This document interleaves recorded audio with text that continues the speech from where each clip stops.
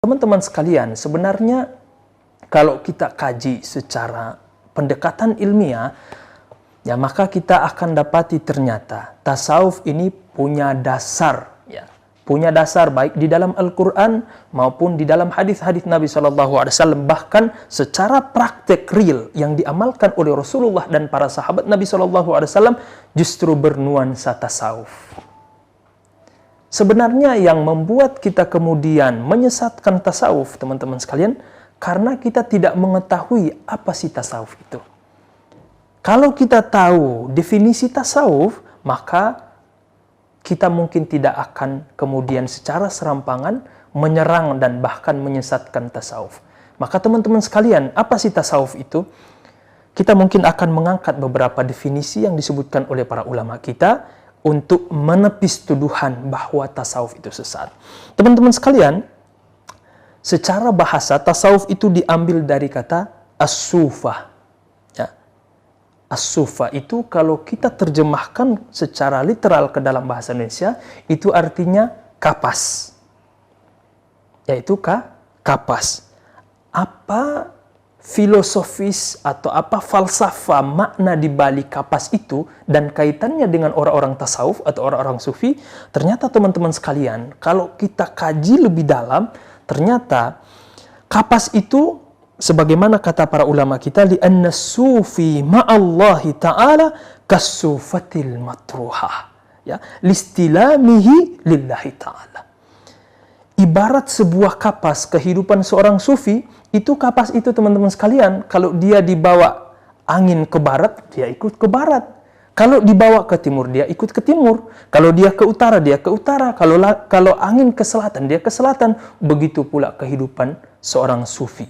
Ketika Allah tetapkan kepada dia sebuah kebaikan, dia bersyukur kepada Allah. Ketika diuji oleh Allah Subhanahu wa taala dengan sebuah cobaan, dia bersabar kepada Allah. Dan itulah makna yang terkandung di balik kata tasawuf. Kemudian, dari sisi mana tasawuf itu sesat? Jika kita lihat dan menimbang kata tasawuf dengan definisi as-sufah, yaitu bermakna kapas ini.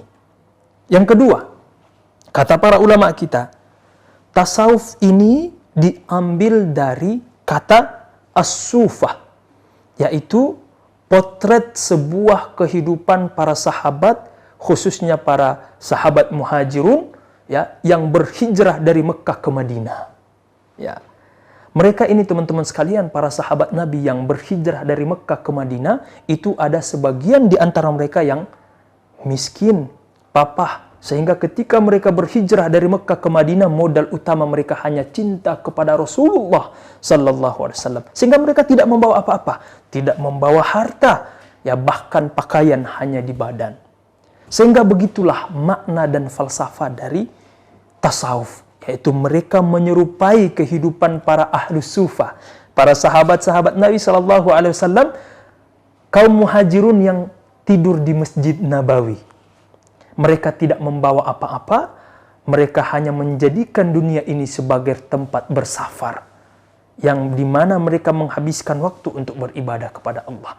Maka kalau kita tinjau dari sisi ini, sebelah di bagian mana tasawuf itu sesat?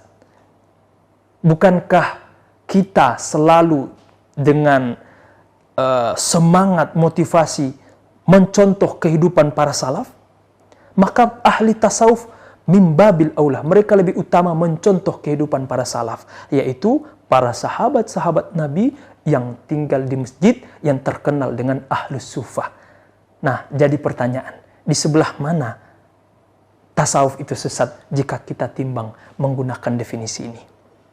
Yang terakhir teman-teman sekalian, tasawuf itu ternyata kalau kita kaji secara definisi yang menyeluruh, ternyata tasawuf itu sebagaimana kata para ulama kita adalah tazkiyatun nafas. Bahkan sebagian mengatakan sofaul qulub.